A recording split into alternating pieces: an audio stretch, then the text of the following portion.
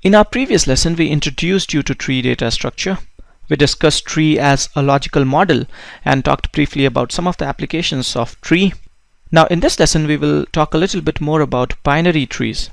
As we had seen in our previous lesson, binary tree is a tree with this property that each node in the tree can have at most 2 children.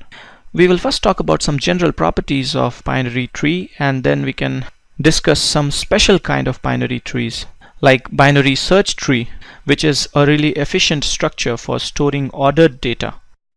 In a binary tree, as we were saying, each node can have at most 2 children.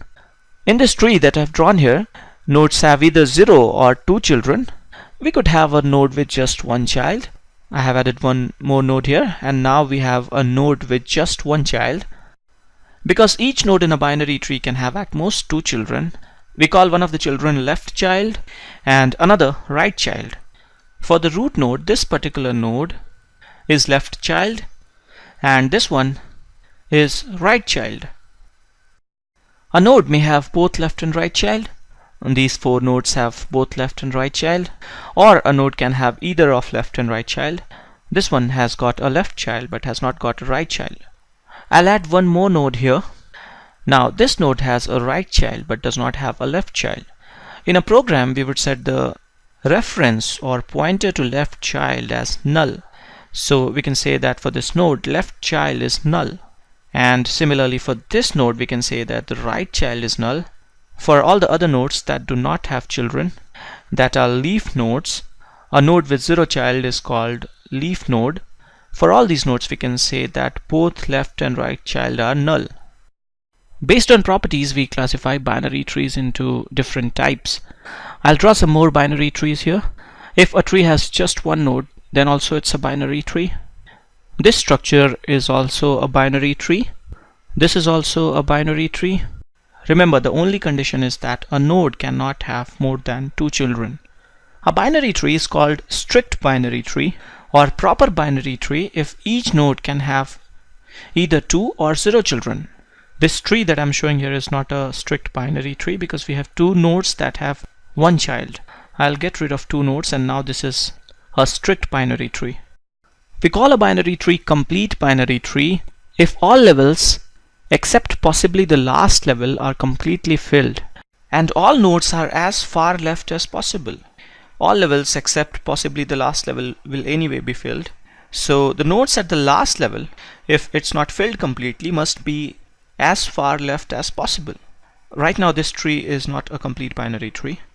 Nodes at same depth can be called nodes at same level. Root node in a tree has depth 0. Depth of a node is defined as length of path from root to that node. In this figure, let's say nodes at depth 0 are nodes at level 0. I can simply say L0 for level 0. Now these 2 nodes are at level 1. These 4 nodes are at level 2. And finally these 2 nodes are at level 3. The maximum depth of any node in the tree is 3. Maximum depth of a tree is also equal to height of the tree. If we will go numbering all the levels in the tree like L0, L1, L2 and so on, then the maximum number of nodes that we can have at some level I will be equal to 2 to the power I. At level 0 we can have 1 node. 2 to the power 0 is 1. Then at level 1 we can have at max 2 nodes. At level 2 we can have 2 to the power 2 nodes at max, which is 4. So in general, at any level I we can have at max 2 to the power I nodes. You should be able to see this very clearly because each node can have 2 children. So if we have x nodes at a level, then each of these x nodes can have 2 children. So at next level we can have at most 2x children. Here in this binary tree we have 4 nodes at level 2, which is the maximum for level 2. Now each of these nodes can possibly have 2 children. I'm just drawing the arrows here. So at level 3 we can have max 2 times 4, that is 8 nodes. Now for a complete binary tree, all the levels have to be completely filled. We can give exception to the last level or deepest level. It doesn't have to be full, but the nodes have to be as left as possible. This particular tree that I'm showing here is not a complete binary tree because we have two vacant node positions in left here. I'll do slight change in this structure. Now this is a complete binary tree. We can have more nodes at level 3, but there should not be a vacant position in left. I have added one more node here, and this still is a complete binary tree. If all the levels are completely filled, such a binary tree can also be called perfect binary tree. In a perfect binary tree, all levels will be completely filled. If h is the height of a perfect binary tree, remember height of a binary tree is length of longest path between root to any of the leaf nodes, or I should say number of edges in longest path from root to any of the leaf nodes. Height of a binary tree will also be equal to max depth. Here for this binary tree, height or max depth is 3. Maximum number of nodes in a tree with height h will be equal to, we'll have 2 to the power 0 nodes at level 0, 2 to the power 1 nodes at level 1, and we'll go on summing for height h will go till 2 to the power h. At deepest level we will have 2 to the power h nodes. Now this will be equal to 2 to the power h plus 1 minus 1. H plus 1 is number of levels here. We can also say 2 to the power number of levels minus 1. In this tree, number of levels is 4. We have L0 till L3. So number of nodes, maximum number of nodes will be 2 to the power 4 minus 1, which is 15. So a perfect binary tree will have maximum number of nodes possible for a height because all levels will be completely filled. Well, I should say maximum number of nodes in a binary tree with height h. Okay, I can ask you this also. What will be height of a perfect binary tree with n nodes? Let's say n is number of nodes in a perfect binary tree. To find out how height, we'll have to solve this equation. N equal 2 to the power h plus 1 minus 1. Because if height is h, number of nodes will be 2 to the power h plus 1 minus 1. We can solve this equation and the result will be this. Remember, n is number of nodes here. I'll leave the maths for you to understand. Height will be equal to log n plus 1 to the base 2 minus 1.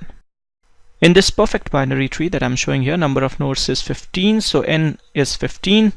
N plus 1 will be 16, so the h will be log 16 to the base 2 minus 1.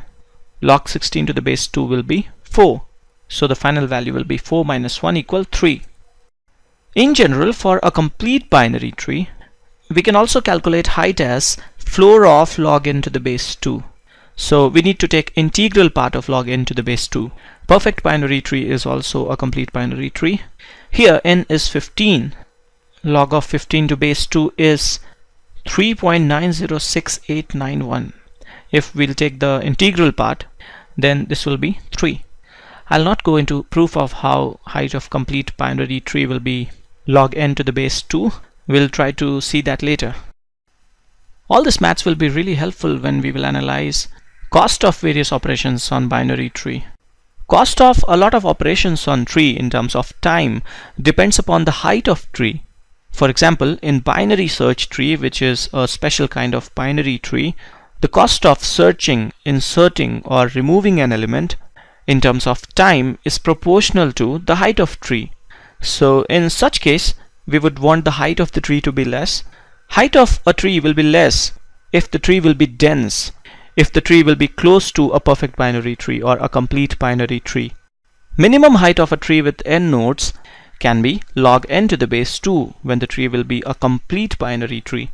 If we will have an arrangement like this, then the tree will have maximum height.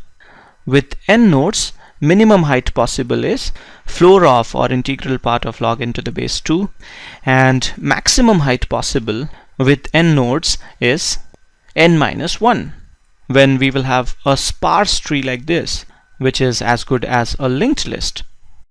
Now think about this. If I'm saying that time taken for an operation is proportional to height of the tree, or in other words, I can say that if time complexity of an operation is big O of h, where h is height of the binary tree, then for a complete or perfect binary tree, my time complexity will be big O of log n to the base 2. And in worst case, for this sparse tree, my time complexity will be big O of n. Order of log n is almost best running time possible. For n as high as 2 to the power 100, log n to the base 2 is just 100. With order of n running time, if n will be 2 to the power 100, we won't be able to finish our computation in years, even with most powerful machines ever made.